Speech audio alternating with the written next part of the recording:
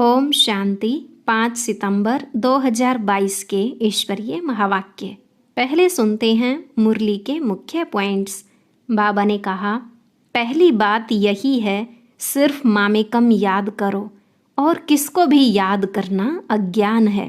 पहले पहले शांति धाम में वही जाएंगे जो जास्ती याद में रहेंगे।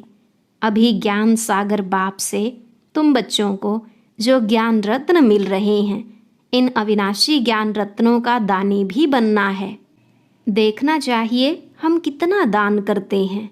घड़ी घड़ी बोलने की प्रैक्टिस करो। ऐसे नहीं कहना कि बाबा मुख नहीं खुलता। तुम याद करते रहो और पूरा पढ़ो तो बुद्धि पूरा खुलेगी। ऐसे बहुत देह अभिमानी बच्चे हैं जो मुरली भी नहीं पढ़ते। जो मुरली ही नहीं पढ़ते वह क्या ज्ञान देंगे। चेक करना है हमारी अवस्था कहाँ तक एकरस बनी है। अगर श्रीमत पर नहीं चलेंगे तो ताला बंद हो जाएगा, फिर कोई को तीर नहीं लगेगा। बाबा ने कहा, कोई की सर्विस छिप नहीं सकती। कोई खामी है तो वह भी छिपती नहीं है। इसलिए कोई भूल हो जाए तो फौरन बाप से क्षमा मांगनी चाहिए। अंदर बाहर साफ रहना है। कोई उल्टी सुल्टी बात बोले तो सुनी अनसुनी कर दो। यहाँ की बातें वहाँ सुनाकर किसके दिल को खराब नहीं करना चाहिए। लास्ट में बाबा ने कहा, कभी कोई से सर्विस नहीं लो, अपने हाथ से ही भोजन आदि बनाओ। तुम्हें रूहानी जिस्मानी दोनों सर्विस करनी है। अगर तुम बाबा की याद में रह किसको दृष्टि देंगे तो बाप की बहुत मदद मिलेगी। लेकिन कभी यह अहंकार न आए कि ये हमने किया है। अब सुनते हैं महावाक्यों को विस्तार से। मुरली का सार। मीठे बच्चे, ज्ञान सागर बाप से तुम बच्चों को जो अविनाशी ज्ञान रत्न मिलते हैं, उन ज्ञान रत्नों का दान करने की रेस करनी है। प्रश्न, माला में नंबर आगे व पीछे होने का मुख्य कारण क्या है? उत्तर, श्रीमत की पालना। जो श्रीमत को अच्छी तरह पालन करते वह नंबर आगे आ जाते हैं, और जो आज अच्छी पालना करते कल देह अभिमान वश श्रीमत में मनमत मिक्स कर देते वह नंबर पीछे चले जाते। कायदे अनुसार श्रीमत पर चलने वाले बच्चे पीछे आते भी आगे नंबर ले सकते हैं। गीत। रात के राही थक मत जाना, सुबह की मंजिल दूर नहीं। ओम शांति। बाप दादा दोनों कहते हैं ओम शांति। दोनों का स्वधर्म शांत है। हम बच्चों के अंदर से भी निकलना चाहिए। ओम अर्थात अहम आत्मा का स्वधर्म है शांत। अभी हम जाते हैं शांति धाम में। पहले पहले हमको बाबा शांति धाम में ले जाएंगे। पहले पहले कौन जाएंगे? जितना जो याद में रहेंगे वह जैसे कि दौड़ी पहनते हैं। अभी तुम आत्म अभिमानी बनते हो, उसमें बहुत मेहनत लगती है। आधा कल्प से तुमको रावण ने देह अभिमानी बनाया है। अभी बेहद का बाप परम पिता परमात्मा हमको देही अभिमानी बना रहे हैं और अपने घर का रास्ता बता रहे हैं। जो घर का मालिक है वही बता रहे हैं। दूसरा कोई भी मनुष्य रास्ता बता न सके, कायदा नहीं है। एक ही बाप आकर बतलाते हैं। उनका नाम है दुख हरता, दुख से लिबरेट करने वाला, जिसकी महिमा भी भक्ति मार्ग में गाते आते हैं। ऐसे नहीं सतयुग में आत्मा ऐसे कहती है कि हमको बाप ने दुख से छुड़ा करके सुख धाम में भेजा है। नहीं, यह ज्ञान अभी तुमको मैं समझाता हूँ। यह ज्ञान का पार्ट अभी ही चलता है, फिर यह पार्ट ही पूरा हो जाता है, फिर प्रारब्ध शुरू हो जाती है। पतित से पावन बनाने का पार्ट एक ही बाप का है, जो कल्प कल्प पार्ट बजाते हैं। तुम जानते हो हम आधा कल्प पावन थे, फिर रावण राज्य में आकर नीचे उतरते आते हैं। कला कमती होती जाती है। भारत में ही देवताएं 16 कला संपूर्ण सर्वगुण संपन्न थे। फिर उन्हों को पुनर्जन्म लेते लेते नीचे जरूर आना है। कला कमती होनी ही है, परंतु यह वहाँ मालूम नहीं रहता है। यह सारा ज्ञान अभी तुम्हारी बुद्धि में है। पावन देवी देवताएं पतित कैसे बनते हैं, आओ तो 84 जन्मों की कथा सुनाए। 84 के चक्र की यह सत्य कथा है। वह तो झूठी कथा सुनाते हैं, चक्र की आयु लंबी चौड़ी बता देते हैं। यह 84 के चक्र की कथा सुनने से तुम चक्रवर्ती राजा रानी पद पाते हो। यह गुह्य बातें सन्यासी आदि नहीं जानते, उनका धर्म ही अलग है।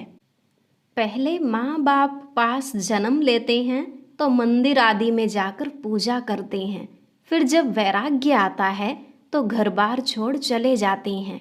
बाप कहते हैं, पूज्य सो पुजारी भी तुम्हारे लिए ही है। गाया भी जाता है, ब्रह्मा के मुख से ब्राह्मण निकले तो जरूर एडॉप्ट हुए होंगे। यह बाबा भी पहले पतित था, फिर पावन बनते हैं। तुम ब्राह्मण बन फिर पावन देवी देवता बनने के लिए पुरुषार्थ करते हो। लक्ष्मी नारायण के राज्य को स्वर्ग कहा जाता है।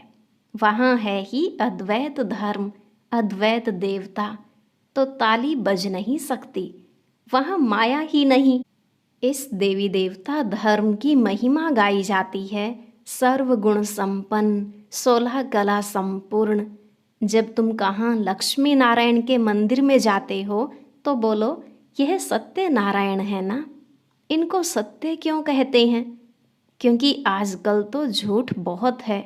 बहुतों के नाम लक्ष्मी नारायण, राधे कृष्ण आदि हैं। कोई कोई के तो डबल नाम भी हैं। मद्रास के तरफ बहुत अच्छे अच्छे नाम बहुतों के हैं, भगत वत्सलम आदि। अब वह तो भगवान ही होगा, मनुष्य कैसे हो सकते हैं?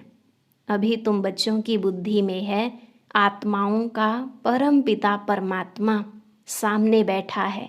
बाबा की तरफ तुम देखते रहेंगे तो समझेंगे पतित पावन मोस्ट बिलवेड बाबा है। आत्मा कहती है, निराकार बाबा, हम आत्माओं से बात कर रहे हैं। निराकार परम पिता परमात्मा आकर आत्माओं को पढ़ाते हैं। यह कोई शास्त्र में नहीं है। समझो कोई कहते हैं श्री कृष्ण के तन में परम पिता परमात्मा प्रवेश करते हैं, परंतु श्री कृष्ण का तो वह रूप सतयुग में था। उस नाम रूप में तो श्री कृष्ण आ न सके। श्री कृष्ण का चित्र तुम देखते हो, वह भी एक्यूरेट नहीं है।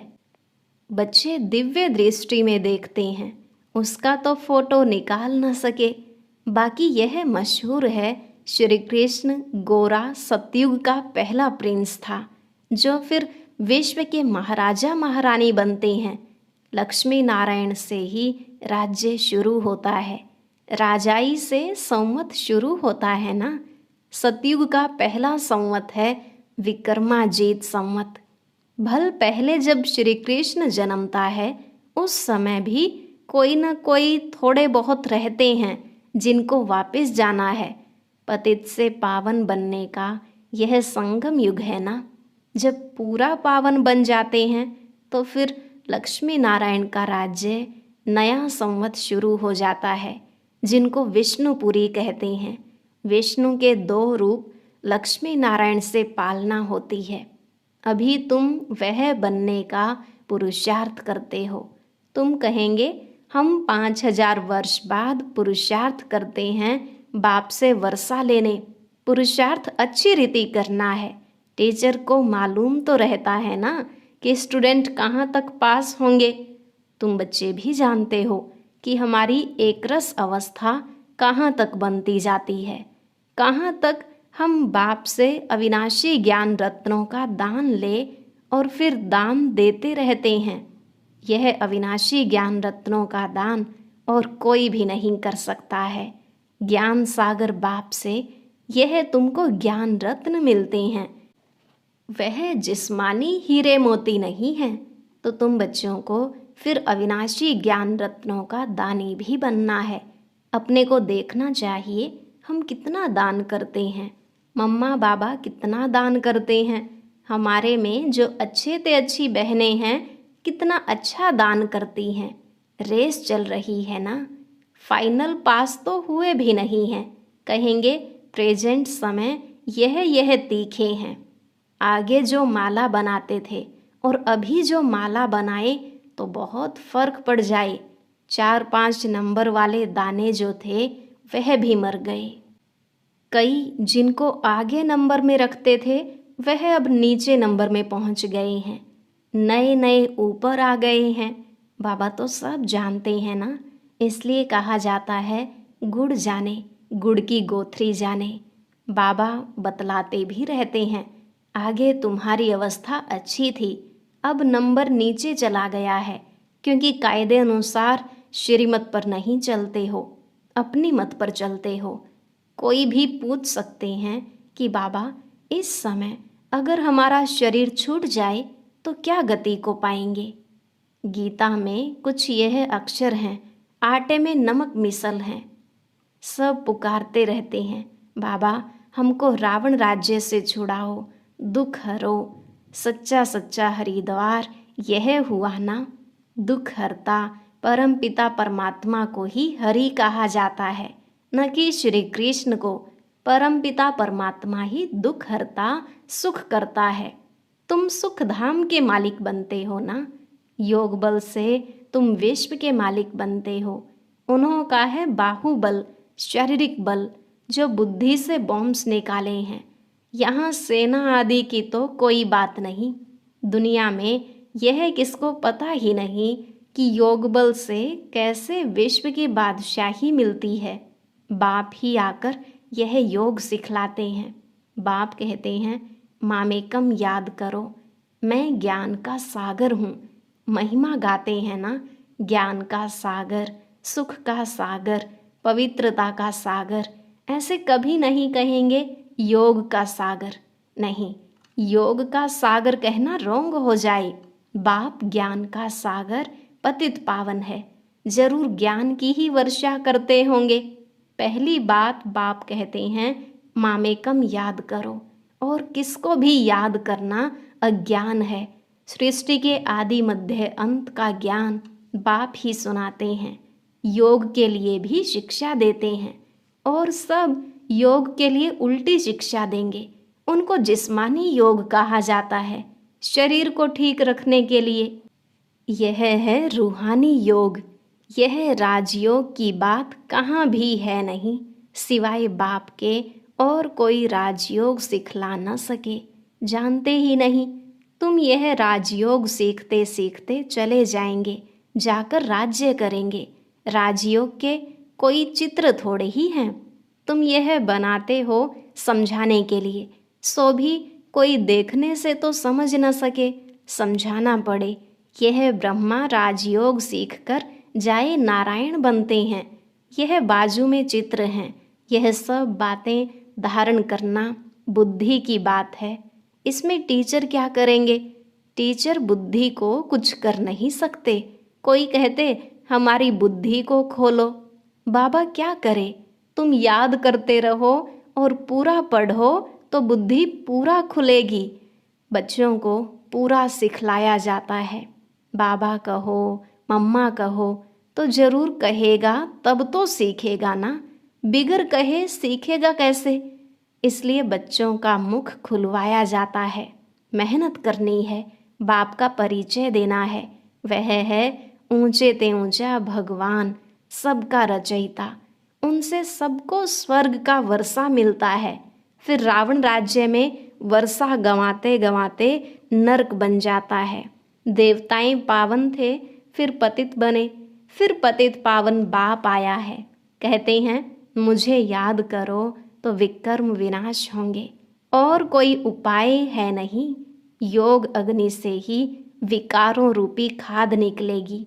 याद करते करते तुम पावन बन गले का हार बन जाएंगे।